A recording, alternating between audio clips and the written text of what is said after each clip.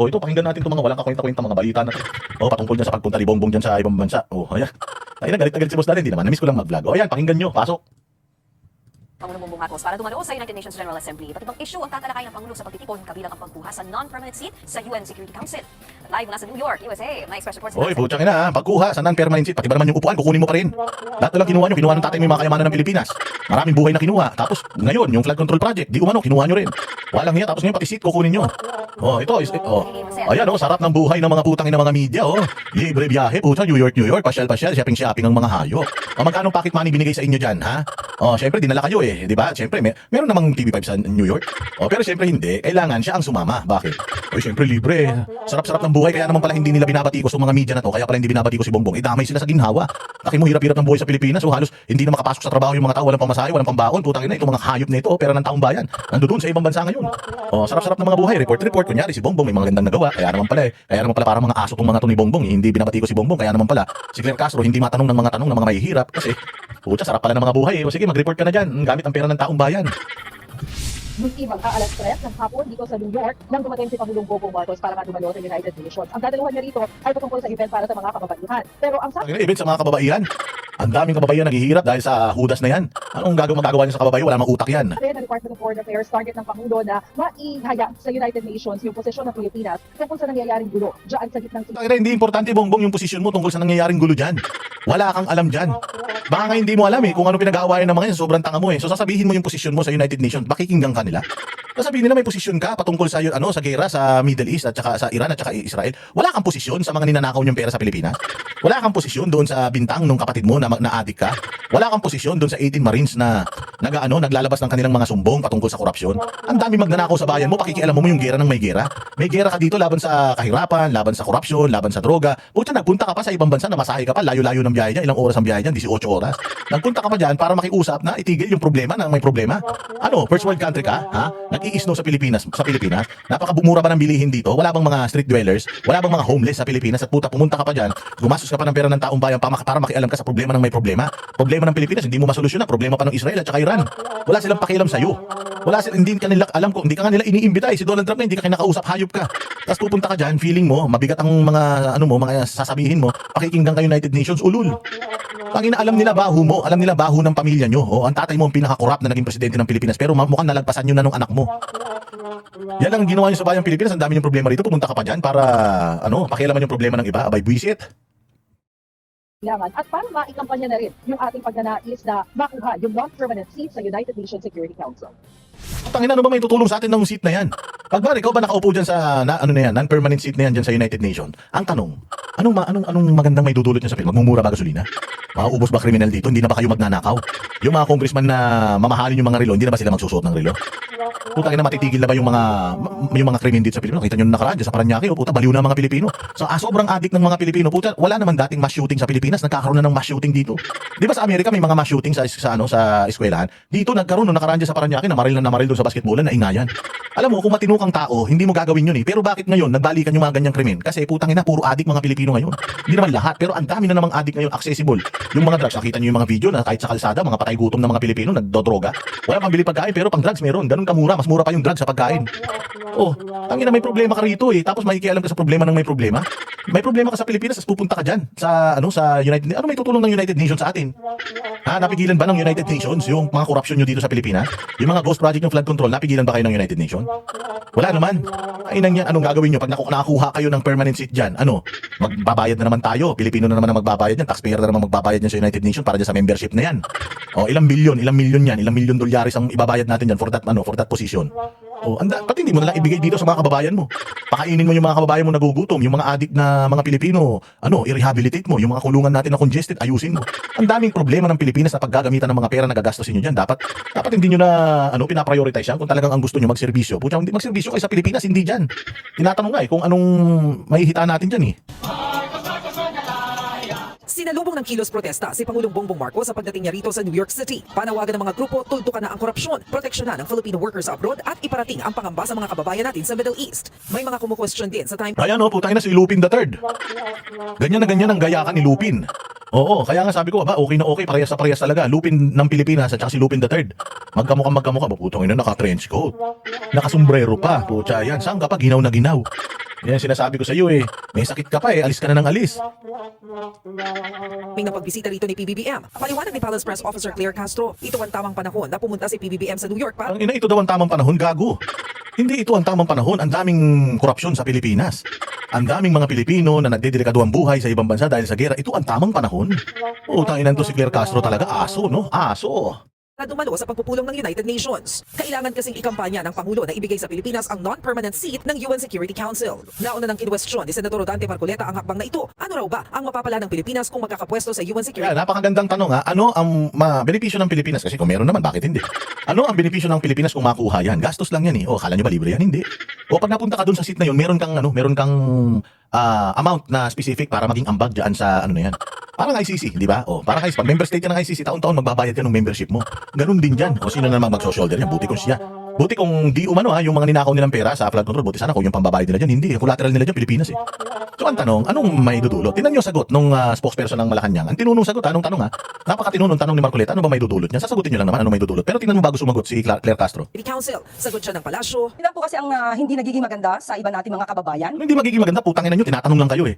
So pag may nagtatanong sa inyo, ibig sabihin hindi na maganda, gago, sagutin nyo lang. Ang tanong, anong benepisyo? Sagutin nyo anong benepisyo para makumbinsin nyo kami. Putangin na, pag tinanong kayo, ganyan na kagad yung ugali ninyo eh. Ano na kayo kagad? Oh, siguro na ano yan. Sinisiraan kami yan. Gago, nagtatanong na eh. Putangin na nyo. Pati ba naman yung pagtatanong bawal na? Hayop talaga kayo. Instead na maging positibo, mas nagiging negatibo po. Putangin na yan, tinanong nga kayo. Sabihin nyo kung ano yung positibo. Paano? Tinanong kayo anong mga magiging benepisyo natin. Anong sinasabi mo negatibo? Tinanong ka lang, naging negatibo na yung nagtanong.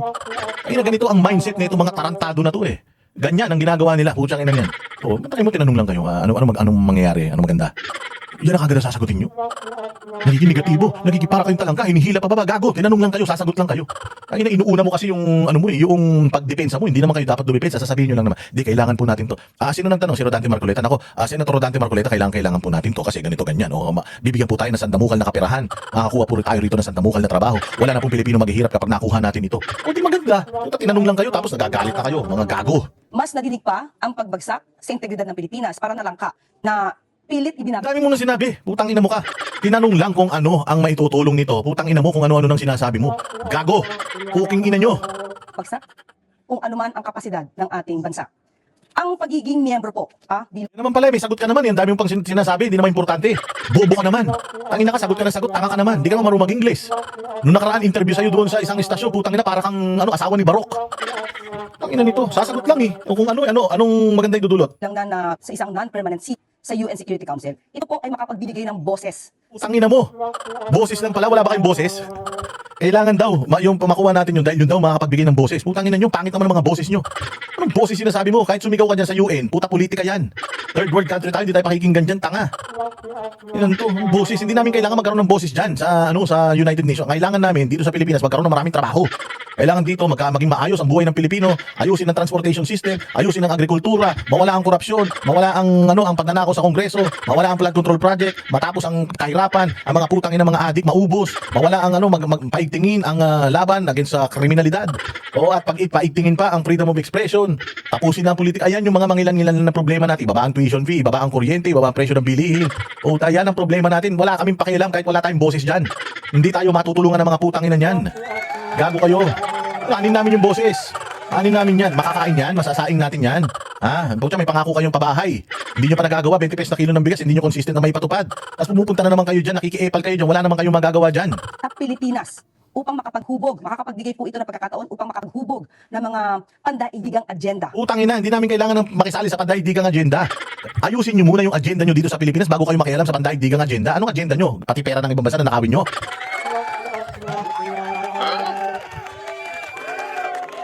Di ba? Oh, di ba? Asan yun?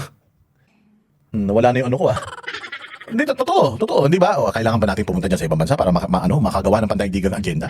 Ano yung agenda? Ang maitutulong natin sa kanila, tutulong tayo para mapayaman ang buong mundo, di nyo mapayaman ng Pilipinas. Tutulong tayo para magkaroon ng pandaigdigang batas para sa ganito. Butas-butas kayo batas natin. Tutulong tayo sa ganito para makatulong tayo sa ibang gago. Ang dami yung kailangan dito sa Pilipinas ayusin. Hindi nyo maayos problema dito, pati problema ng buong mundo. Gusto nyo magkaroon ng boses. Gago to, Luka-luka. or adhikain, pati na po makakasama sila para makapagbigay din po ng mga suwestyon para sa mga pagbibigay ng desisyon sa usaping pandaigdigang kapayapaan. Utang na pandaigdigang kapayapaan nga sa Pilipinas, di nyo maayos eh. Yung kapayapaan nyo nga laban sa mga Duterte, di nyo maayos. Yung kapayapaan dyan sa Mindanao, di nyo maayos eh. Yung gera natin laban sa insurhensya, di nyo maayos. Makikialam pa kayo sa pandaigdigang kapayapaan. Pabayaan nyo na yan sa malalaking bansa. Pabayaan nyo na sa mayayaman na bansa. Putang ina, mga patay gutom mga nasa Pilipinas, tapos nakikialam kayo dyan. Tingnan niyo, sino ba kayo? Ano ba na itutulong sa mundo? Ano ba na itutulong ng Pilipinas sa mundo bukod sa pagpapadala lang natin ng mga espesyalista natin dito, engineers, mga tao sa hotel, mga manpower. Bukod sa manpower, yun lang ang naitutulong natin sa ibang bansa. Inan yan. Yung mga bansa rin nakakatulong ba sa ating mga yan? Ang gago din mga to eh. Seguridad. Per region, ang botohan ng UNSC sa pagpili ng bansang bibigyan ng non-permanent seat mula 2027 hanggang 2028. Sabi ni Philippine Isang taon lang pala eh. Isang taon lang pala. Kung makaano kayo, kala nyo naman buong hanggang 2028 kayo nakaupo, isang taon lang pala. Ang ina niyan. By the time na makaupo kayo, papalitan na naman kayo. Walang hiya to mga to. Gagamit na naman kayo ng pera ng taong bayan para dyan, ulul. Ambassador to America Pibs Romualdez, importante ang posisyong ito na ikampanya. Ito rin, kamag-anak nila to, putang ina niyan, parang sarap ng buhay. Sarap talaga, Putang ina, sila. Yan ang mga conflict of interest. Sabi ko nga sa inyo, pinaglalagay nila sa mga importanteng posisyon, mga kamag-anak nila, pinsan-pinsan. Ang ina niyan, meron pa kayong anti-dynasty bill. Pucha, yung mga pinaglalagay nyo dyan, puros kamag-anak nyo. Tingnan nyo si VP Sara, yung mga nasa Office of the Vice President, puro tao pa nila ni Robredo yun. May mga nilagay siyang mangilan-ngilan na kanya, pero yung mga tao nila ni Robredo, hindi niya pinag-resign, hindi niya pinalitan, sila pa din yung nandoon. Kasi sa kanya, trabaho lang tayo. Kung gusto niyo umalis kayo. Kung ayaw ninyo, magtrabaho tayo ng matino. Pero itong mga hayop na to, kita mo, sino mga pinaglalagay sa mga posisyon na importante? Puros mga tao nila, kamag-anak nila. Yan ni PBBM sa UN, lalo't bukod sa Middle East conflict, ay hindi pa rin natatapos ang issue sa West Philippine Sea. Mas magkakaboses kasi ang Pilipinas sa isyong pangseguridad kung mapapabilang tayo sa 10 bansang may non-permanent seat. Kalaban ng Pilipinas sa pwesto ang Kyrgyzstan. Obviously, because of what we face right now in the West Philippine Sea, having a West Philippine Sea na naman. Puro kayo West Philippine Sea, West Philippine Sea. Tangina, wala nang ano yan. Ang tagal-tagal na ng issue ng West Philippine Sea na yan. seat at the Security Council is going to be a major impact for us, since, as we all know, the United Nations is an important body, and it is the one that has decided on our arbitration award. Pero hindi pa rin maikakaila na tiyempo ang working visit ni PBBM sa gitna ng paglobo ng presyo ng petrolyo sa Pilipinas. Ayon kay Jose Castro, kumikilos na ang Department of Energy. Katunayan, mag-i-issue raw ang DOE ng show cause order sa 54 na gas stations na biglang nagtaas ng presyo ng petrolyo. Utang ina, yan ba yung pagkilos ninyo? I-reprimand ninyo yung mga nagtaas ng presyo ng mga negosyo dito, yung halimbawa Caltex, Shell, nagtaas presyo, puta imbestigahan. Ano man tutulong sa bayan? Tangina, puros kayo pakulong, puros kayo reklamo. Pero pag tinanong kayo, anong konkretong pwede nyo gawin para maibsan ang nararamdaman ng mga Pilipino na krisis? Pucha, wala. Baba ang tax. 4-day work week. Yung aircon, wag masyadong malakas. Mag-carpool, putang ina niyan. Kaya nga sabi ni Inday Sara, lahat ng mga ahensya ng gobyerno, gumawa na kayo ng mga extreme measures para guminhawa mga Pilipino. Kailangan maramdaman ng mga Pilipino na hindi masyadong apektado. Ngayon sasabihin na naman nila, hindi lang naman tayo apektado, pati naman buong mundo. Oo nga, ano nga ginagawa nyo? So para lang masabi na may ginagawa na naman sila, hahabulin namin yung mga gasolinahan na nagtaas ng presyo. Anong klaseng solusyon yun? Yun na yun.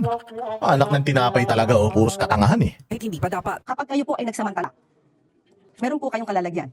Kayo po ay madidimanda at maaaring matanggalan pa po kayo ng pagkakataon na kayo ay makapagnegosyo. So tandaan niyo po, Wala nang negosyante sa Pilipinas, papasaran nyo pa yung mga negosyo. Ang inakala mo, yaman-yaman natin. Sabi ko nga sa inyo, ihikayatin nyo sila na ibaba yung mga yung taripa, ibaba yung yung gasolina, ito ang gagawin natin. Meron tayong supply pang 2 buwan. O sige, natin yan, ibibenta na natin. So, ngayon pala maghanap na tayo ng mga makukuhanan ng para habang nauubos yung reserve natin, nakakapag-replenish tayo. Tapos para mapababa yan, para parehas pa din yung presyo, ibaba natin yung tax muna.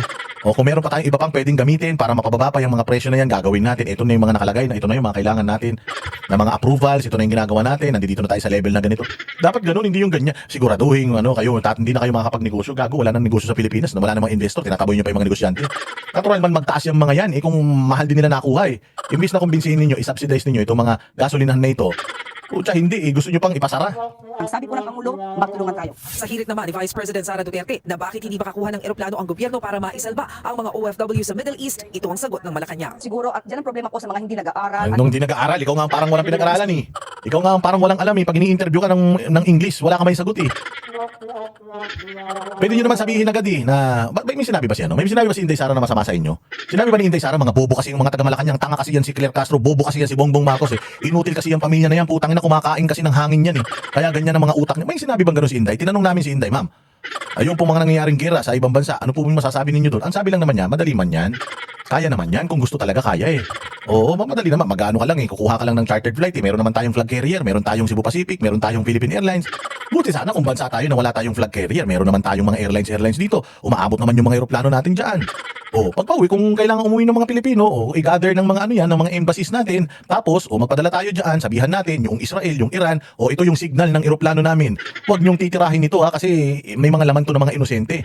Nag-aaway naman Israel tsaka may mga radar naman yan. Makikita naman nila ano ba 'to eroplano na to, jet fighter ba to? Ay hindi. Ano to, commercial flights ito. Sige, wag niyong tirahin yan, wag niyong tamaan yan commercial flights yan. Hindi ba? Kita nyo nga nai-intercept ng Abu Dhabi, ng Dubai, UAE at ang mga bansa dyan, nai-intercept nila yung missile. Alam nila kung alin yung missile, nai-intercept nila, alam nila kung alin yung eroplano. Alam nila kung jet fighter yan, alam nila kung commercial flights yan. Alam nila yan kung kung drone yan, alam nila yan kung commercial flights yan.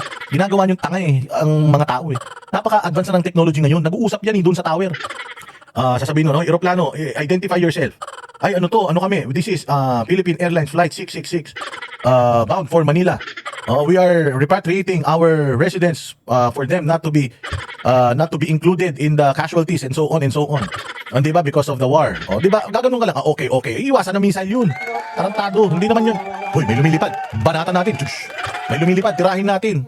Hindi yun ganun. Advance yung technology ngayon. Alam nila yung signal na ibinabato ng isang chartered flight. Alam din nila yung signal ng ng mga jet fighter at saka ng mga missile. Kaya nga nai-intercept nila Walang hiya naman. Paalabas ng Abu Dhabi yun Bakit tsaka dadaan ba tayo dadaan ba ng Israel yung eroplano na papunta ng Pilipinas? Iba daanan yan, palayo, hindi naman palapit Pag nakikita ng mga yan na palayo yung eroplano, putang ina, ibig sabihin palabas yan, hindi na threat sa kanila yan. Ang threat lang sa kanila yung papasok sa kanila. Tangina itong mga bobo. Sinabi na nga ni Inday, pwede, may nakauwi. Pinakikita nga natin kanina, may mga nakauwi. Ba't tayo hindi makapagpauwi?